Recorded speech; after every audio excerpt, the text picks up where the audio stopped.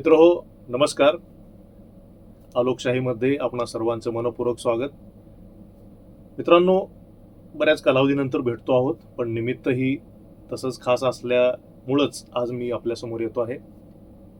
आज क्रांतिबा ज्योतिराव फुले यांच्या द्विजन्म शताब्दी वर्षाच्या पूर्वसंध्येला आपण या ठिकाणी भेटतो आहोत. आणि हा जे काही या देशातले जगातले पुरोगामी लोक आहेत, जे विवेकी लोक आहेत, जे बुद्धिप्रामाण्यवादी लोक आहेत, त्यांच्या दृष्टीनं आजचा दिवस किंबहुना पुढे येणारं वर्ष हे त्या दृष्टीनं अतिशय महत्त्वाचं आहे. कारण महात्मा ज्योतिराव फुले आणि सावित्रीबाई फुले हे दाम्पत्य महाराष्ट्राच्या समाज जीवनावरती दूरगामी प्रभाव टाकणारं तर होतंच, आणि त्यामागचं कारण ही त्यांची बुद्धिप्रामाण्यवादी आणि कृतिशील भूमिका. म्हणजे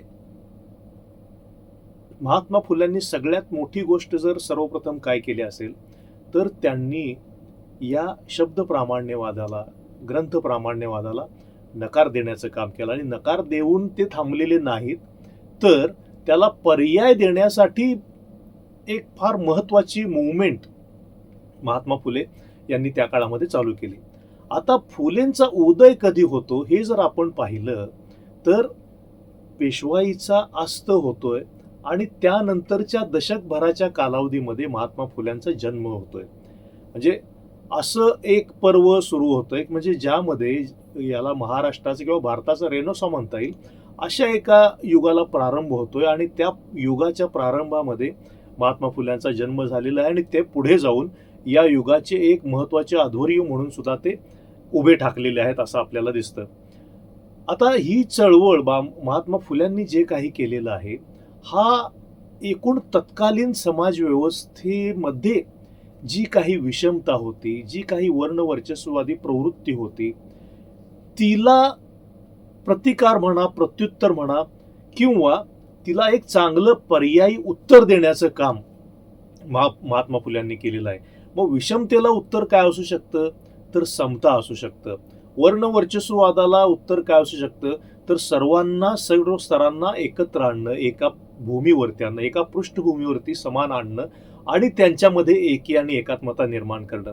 म्हणजे समता, बंधुता, धर्मनिरपेक्षता आणि एकूणच सामाजिक न्यायाची ही जी काही भूमिका आपण घेऊन आज उभे आहोत, जी संविधानिक मूल्य आपण ज्याला म्हणतो, जी खऱ्या अर्थानं मानवतावादी मूल्य आहेत, तर त्यांचा हुंकार भरण्याचं या देशामध्ये जर पहिलं काम कोणी केलं असेल तर ते फुल्यांनी केलेलं आहे असं आपल्याला म्हणता येईल. आणि फुल्यांचं हे काम इतकं महत्त्वाचं आहे की आपल्याला त्याची कल्पनाही करवत नाही की काय पद्धतीनं त्या सगळ्या भोवतालामध्ये फुले हे सगळे घेऊन उभे राहिले असतील. लक्षात घ्या, आपण आज महात्मा फुले म्हटले की त्यांनी दुष्काळाच्या काळामध्ये दलितांसाठी खुला केलेला हौद किंवा त्यांनी शिक्षणाचं केलेलं काम, ह्या काही ठराविक घटनांच्या भोवती आपण फुल्यांना गुरफटून ठेवतो. तेवढंच म्हणजे फुले असं काहीसं एक छोटंसं आपलं आकलन होतं त्यांच्याबद्दल, जे होतंच, म्हणजे जे त्यांनी केलेलंच आहे. जी कृतिशीलता हा फुल्यांच्या एकूणच स्वभाव वैशिष्ट्यापैकी सगळ्यात महत्त्वाचा भाग होता.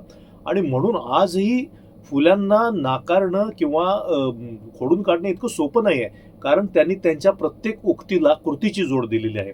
मग फुल्यांचं शिक्षणाचं काम हे तर महत्त्वाचं आहेच, कारण मुलींची शाळा काढणं, आपल्या पत्नीला शिक्षण देऊन तिला शिक्षणाच्या प्रवाहामध्ये आणून तिला या मुलींना शिकवण्यासाठी, आणि सगळा समाज विरुद्ध उभा असताना सुद्धा मुलींच्या शिक्षणाच्या विरोधामध्ये त्यांना, सावित्रीबाईंना तयार करणं, त्या मुलींना त्या शिकवू लागल्या, सगळे समाजाकडून होणारे अन्याय सोसून.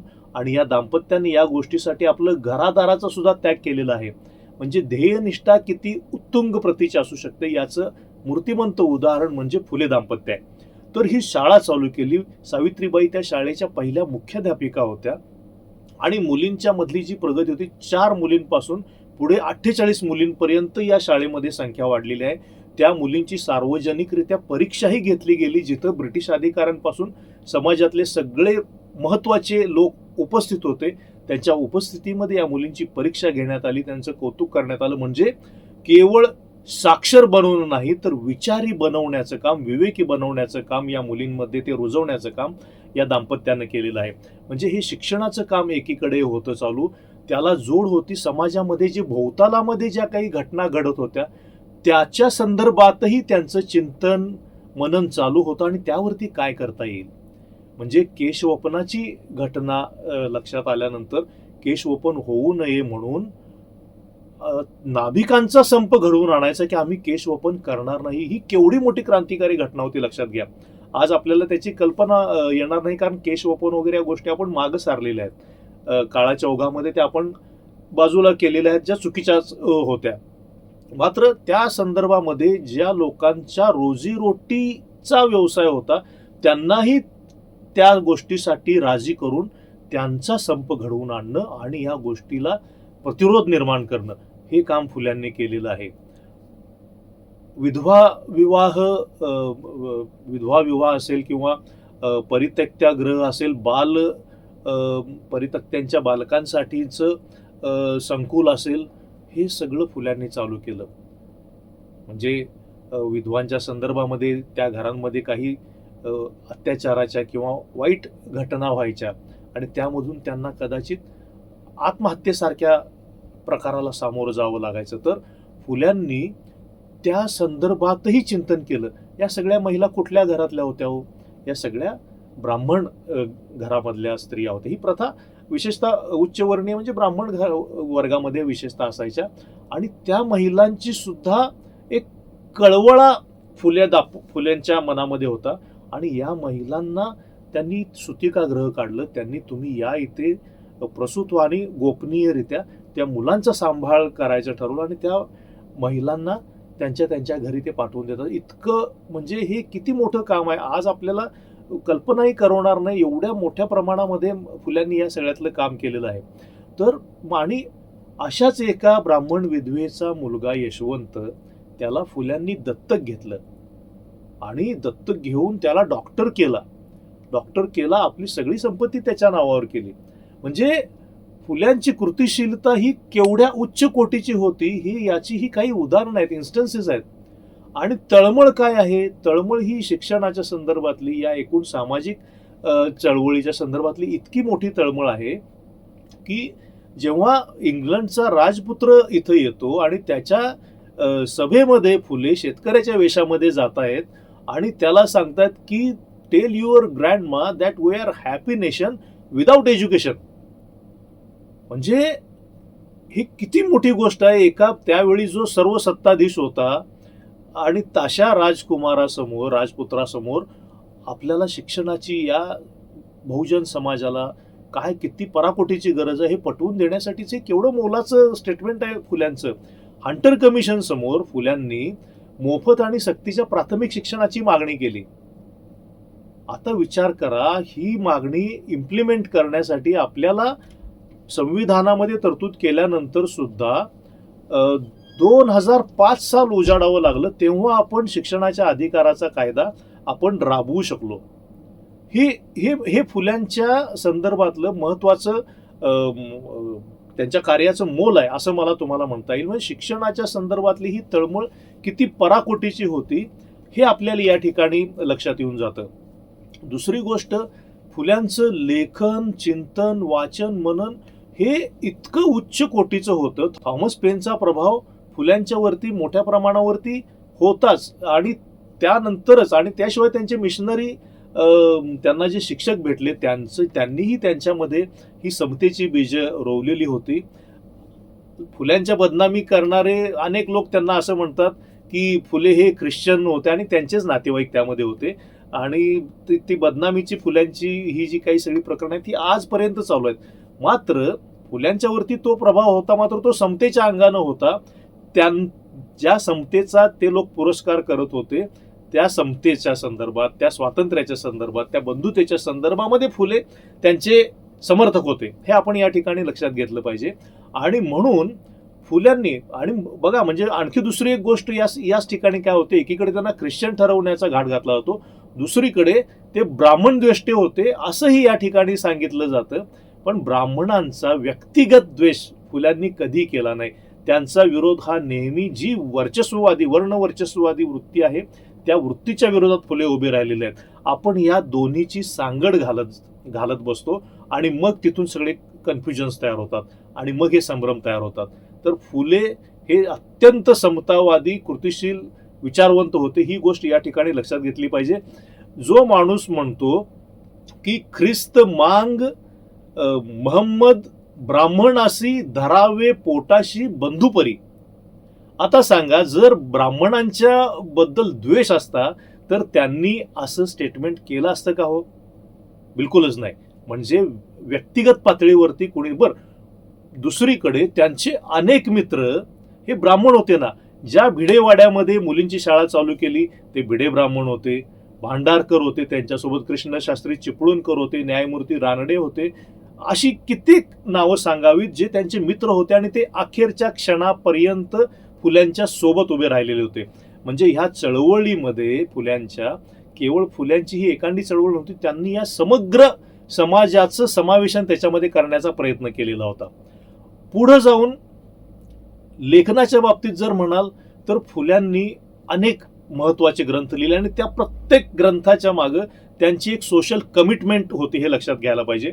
आणि लोकांना समजेल अशा भाषेत आपण लिहिलं पाहिजे. त्या त्या काळामध्ये ज्या काही लोकप्रवाद परंपरागत कथा म्हणू किंवा समजुती होत्या, त्या समजुतींना छेद देताना त्याच समजुतींचा आधार घेत फुल्यांनी हे त्यांची मनामधलं जे काही मळब आहे ते दूर करण्याचं काम केलेलं आहे. ज्या काही प्रिज्युडिसेस या सर्वसामान्य लोकांच्या, अडाणी लोकांच्या मनात होत्या, त्या दूर करण्यासाठी फुल्यांनी प्रचंड असं मोठं काम केलेलं आहे, आपल्या लक्षात येईल. मग उदाहरण द्यायचं झालं तर गुलामगिरी सारखा ग्रंथ आहे. आता गुलामगिरीमध्ये म्हणजे स्लेव्हरी, यामध्ये या एकूण संपूर्ण समाजाला कशा पद्धतीनं अज्ञानामध्ये जखडून ठेवत त्यांचा लाभ उठवला जातो आहे, त्यांचा फायदा उचलला जातोय, या दृष्टीनं फुल्यांनी या सगळ्या गोष्टीचं खंडन केलेलं.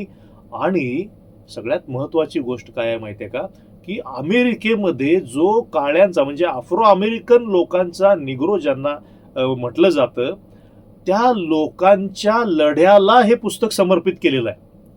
विचार करा, आज आपल्याला सगळी माध्यमांची साधनं उपलब्ध आहेत, क्षणात जगाच्या पाठीवरची गोष्ट आपल्याला समजते. पण साधारणपणे 150 ते 250 वर्षापूर्वी हा ग्रंथ लिहित असताना फुल्यांना त्या चळवळीचं आकलन किती बारकाईनं झालेलं असेल हे आपण या ठिकाणी लक्षात घ्यायला पाहिजे. म्हणजे त्या लोकांच्या चळवळीला समर्पित करणं म्हणजे समतेसाठी या जगाच्या पाठीवर जो जो घटक लढतो आहे त्याच्यासोबत आपण उभं राहिलं पाहिजे, त्याची दखल घेतली पाहिजे, ही एक जाणीव या निमित्तानं फुले करून देतात. आणि म्हणूनच जेव्हा नेल्सन मंडेलांसारखा जागतिक नेता भारतामध्ये आला किंवा बराक ओबामांसारखा राष्ट्राध्यक्ष भारतामध्ये आले, तर तेव्हा शासनाच्या वतीनं त्यांना हे फुल्यांचं गुलामगिरी पुस्तक भेट देण्यात आलं आणि ते बघून त्यांच्या अंगावरती रोमांच उभे राहिलेले आहेत. तर असं हे पुस्तक आहे ना. तृतीय रत्न सारखं एक आधुनिक मराठीतलं पहिलं नाटक फुल्यांनी लिहिलेलं आहे. ही गोष्ट आपण लक्षात घेतली पाहिजे. शेतकऱ्याचा आसूड, शेतकरी हा तर फुल्यांच्या, कारण तेव्हा सगळ्यात महत्वाचं जर व्यवसाय कुठला असेल त्या काळात या देशामध्ये तर तो शेतीचा होता. आणि या शेतकऱ्यांचं दुःख, दैन्य हे सगळं नित्य नजरेला पडत होतं फुल्यांच्या. आणि त्यापासून प्रेरित होऊन त्या शेतकऱ्याची त्या दैन्यातून सुटका कशी करता येईल, सावकारी पाशातून त्याला कसं बाहेर काढता येईल, या दृष्टीनं चिंतन फुल्यांनी या पुस्तकामध्ये मांडलेलं आहे. म्हणूनच रामचंद्र गुहा त्यांच्या मेकर्स ऑफ मॉडर्न इंडिया या पुस्तकामध्ये फुल्यांना द रॅडिकल ॲग्रेरियन असं म्हणतात. म्हणजे हे फार महत्वाचं मूल्यमापन गुहांनी फुल्यांच्या संदर्भामध्ये केलेलं आहे. हे सगळं लेखन फुल्यांचं अगदी मुळातून वाचण्यासारखं आहे. दुसरी गोष्ट महत्वाची काय आहे तर फुल्यांनी एक लक्षात घ्या, 1880 साली रायगडावरती जाऊन छत्रपती शिवाजी महाराजांची समाधी शोधून काढली. जेव्हा शोधून काढली असं मी म्हणतो तेव्हा आपण ही गोष्ट लक्षात घ्या की ती कुठंतरी आपण विसरलेलो होतो. आज छत्रपती शिवाजी महाराज म्हटलं की जय असं आपल्या तोंडून निघतं, मात्र 1680 मधला संभाजींचा कालखंड आणि त्यानंतरची ही 150-200 वर्षामध्ये या महाराष्ट्रानं शिवाजी महाराजांना इतकं विस्मरणात ठेवलेलं होतं की त्यांची समाधी कुठे आहे ह्या या संपूर्ण महाराष्ट्राला किंवा देशाला माहीत नव्हतं. ती समाधी शोधण्याचं काम आणि त्यानंतर शिवजयंती सुरू करण्याचं महत्त्वाचं काम जर कोणी केलं असेल तर ते महात्मा फुल्यांनी केलेलं आहे. म्हणजे शिवाजी महाराजांची जी लिगसी आपली आहे या लिगसीशी आपल्याला नव्यानं जोडण्याचं काम, आपली परंपरा काय आहे, आपला नेता कोण असला पाहिजे किंवा कोण आहे, आपल्यासाठी कोणी झगडा मांडलेला होता, आपल्यासाठी कोणी स्वराज्य निर्माण केलेलं होतं याची जाणीव निर्मिती करण्याचं काम फुल्यांनी केलं. आणि त्यासाठी शिवाजी महाराजांचा पहिला पोवाडा किंवा असंही म्हणू की शिवाजी महाराजांचं पहिलं काव्यमय चरित्र महात्मा फुल्यांनी आपल्यासाठी लिहिलेलं आहे. हे लक्षात घ्या. म्हणजे महाराजांच्या बद्दल आज जर आपण त्यांचा उद्घोष करत असू तर त्या प्रत्येक उद्घोषाला आपण उद्घोष करत असताना आपण महात्मा फुले यांचं स्मरण करणं ही आपली आद्य गरज आहे. हे आपण या ठिकाणी लक्षात घेतलं पाहिजे. असं अनेक प्रकारचं लेखन फुल्यांनी केलेलं आहे. अखंडासारख्या प्रचंड रचना त्यांनी केलेल्या आहेत. म्हणजे बरं, गमतीची गोष्ट तुम्हाला सांगतो, फुल्यांनी ख्रिस्तावरती अखंड लिहिलेले आहेत, महम्मदावरती अखंड लिहिलेले आहेत. दुसरी गोष्ट, त्या काळामध्ये फुले, एक लक्षात घ्या, फुले हे पुणे म्युन्सिपाल्टीचे कमिशनर होते त्या काळामध्ये. आणि कमिशनर असतानाच्या काळात त्यांनी अनेक सुधारणेचे प्रयोग त्या काळी केले. त्या पलीकडं फुले ही स्वतः बांधकामाचे एक महत्त्वाचे ठेकेदार होते. त्यांची स्वतःची कन्स्ट्रक्शन कंपनी होती. या कंपनीच्या माध्यमातून फुल्यांनी कात्रजचा जुना जो बोगदा आहे तो बोगदा असेल, किंवा खडकवासला धरण असेल, किंवा बंड गार्डन पूल असेल, अशी आजही खणखणीतपणानं उभी असणारी कन्स्ट्रक्शन्स उभी केलेली आहेत. हे आपण या ठिकाणी लक्षात घेतलं पाहिजे. म्हणजे फुल्यांनी किती कृतिशील आणि किती कन्स्ट्रक्टिव्ह काम केलं, तर त्यांनी समाजाच्या कन्स्ट्रक्शनचं काम तर केलंच, पण कन्स्ट्रक्शन कसं असावं हे दाखवणारी भौतिक बांधकामं देखील या ठिकाणी उभी केलेली आहेत, जी आजही 150 वर्षानंतरही अतिशय भक्कमपणानं उभी आहेत. आणि आज मात्र आपल्याला 40-40 वर्षापूर्वीच्या गोष्टी सुद्धा तोडून परत नव्यानं बांधाव्या लागत आहेत. हा सुद्धा एक आदर्श फुल्यांनी आपल्याला दिलेला आहे.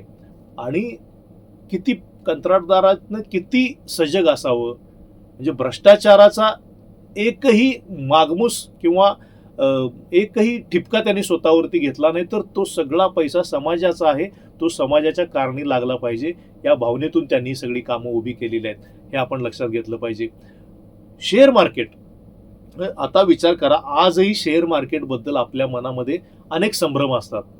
तर शेअर मार्केटमध्ये गुंतवणूक करावी की नको, केली तर ती कशा पद्धतीनं करावी, आणि तिच्याबद्दल आपण किती सजग असलं पाहिजे त्या गुंतवणुकीच्या संदर्भामध्ये, किंवा जर आपल्याला आकलन नसेल, माहिती नसेल, तर त्यापासून 4 हात लांब राहणंच योग्य आहे.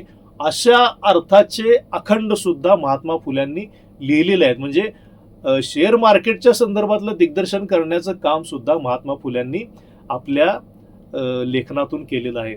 असे किती आणि किती गोष्टी सांगाव्यात मित्रो. फुल्यांच्या संदर्भामध्ये आपल्याला एकच मला सांगता येईल, परत पुढं त्यांनी केलं, शेवटच्या अगदी अर्धांगवायू असताना डाव्या हातानं लिहून त्यांनी सत्यशोधक समाजाच्या जी काही पुस्तिका होती त्या पुस्तिकेचं काम पूर्ण केलेलं आहे. सत्यशोधक समाज ही फार महत्त्वाची मोलाची देणगी फुल्यांनी आपल्याला दिलेली आहे, लक्षात घ्या. ज्याच्यामध्ये फक्त सत्य धर्म, म्हणजे विज्ञानवादी धर्म आहे तो, ज्याची प्रचिती घेता येते त्याच्यावरती विश्वास ठेवा, ज्याची प्रचिती येत नाही तो तुम्ही भाग बाजूला ठेवून द्या. मात्र फुल्यांनी निर्मिक ही संकल्पना मात्र मांडलेली आहे. कारण हा जो निसर्ग आहे हा निर्मितीक्षम आहे आणि तो एक नियंत्रण करणारा घटक आहे. म्हणजे निसर्गालाच एक निर्मिकाचं रूप देऊन फुल्यांनी त्याला स्वीकारलेलं आहे असं आपल्याला म्हणता येईल. आणि या माध्यमातून बहुजन समाजाची, ब्राह्मणेतर समाजाची या सगळ्या कर्मकांडातून मुक्तता करण्याचं काम फुल्यांनी केलेलं आहे. मला असं वाटतं की आजही आपण आपल्या विज्ञानवादापासून जो विज्ञानवादी दृष्टिकोन फुले शाहू आंबेडकरांनी आपल्यामध्ये रुजवलेला आहे, ज्याची रुजवात करण्याचं काम त्यांनी केलेलं आहे, त्या विज्ञानवादाची कास धरणं, त्या सत्यधर्माची कास धरणं आणि त्याच्यावरती विश्वास ठेवून आपण वाटचाल करणं, हा सत्यधर्म म्हणजे तरी काय हो, हे माणूसपणा आहे. या माणूसपणावरती, माणसाच्या चांगुलपणावरती विश्वास ठेवणं, त्या चांगुलपणाला प्रेरित करणाऱ्या गोष्टींना आपण पुढे घेऊन जाणं आणि एकूणच या जगभरामध्ये, जागतिक समुदायामध्ये सामाजिक बंधुभाव, सौहार्द, एकता, एकात्मता आणि समता, बंधुतेची भावना निर्माण करणं, हेच तर फुल्यांच्या सगळ्या समग्र कारकिर्दीचं, कामगिरीचं आणि त्यांच्या एकूणच विचार कार्याचं हे काय म्हणू ज्याला की नटशेलमध्ये आपल्याला सांगता येईल की फलित आहे किंवा त्यांचं सांगणं हेच आहे. तर या दृष्टीनं आपण फुल्यांच्या या सगळ्या कामाकडे बघितलं पाहिजे. मला असं वाटतं की मी आता एक द्विजन्मशताब्दीच्या फुल्यांचं निमित्त घेऊन काही गोष्टी आपल्याला एकत्रितपणे सांगण्याचा प्रयत्न केला. कदाचित पुढं पुढं वेळ मिळाला तर आपण माझ्या डोक्यात असंही आहे की महिन्याला एखादं फुल्यांच्या संदर्भातलं व्याख्यान दर 11 तारखेला करावं, अशा दृष्टीनंही माझा विचार चालू आहे. पण आपल्या कामाचं स्वरूप आणि यावरून माहीत नाही मागं पुढं होईल. पण या निमित्तानं आपल्याला सांगून ठेवतो, जेणेकरून माझ्यावरतीही तो एक नैतिक दबाव राहील की मला हे काम केलं पाहिजे आणि हे काम मी माझ्या स्वतःसाठी करत नाही. या निमित्तानं फुल्यांच्या कार्याचा जागर करणं, त्या संदर्भात नव्या पिढीला अवगत करणं, ही मला वाटतं की माझ्या पिढीची जबाबदारी आहे. आणि कोणाबद्दलही द्वेषभाव न बाळगता आपल्याला सर्व समाज म्हणून, एक माणूस म्हणून, एक समुदाय म्हणून एकत्र राहणं ही आपली महत्त्वाची जबाबदारी आहे मित्रांनो. आणि त्यासाठीच आपल्याला फुले शाहू आंबेडकरांनी सातत्यानं प्रेरणा देण्याचं काम केलेलं आहे. ती रुजवात आपल्यामध्ये त्यांनी केलेली आहे. तर मला वाटतं की आज एवढ्यापुरतंच मी थांबतो. परत आपण भेटत राहू.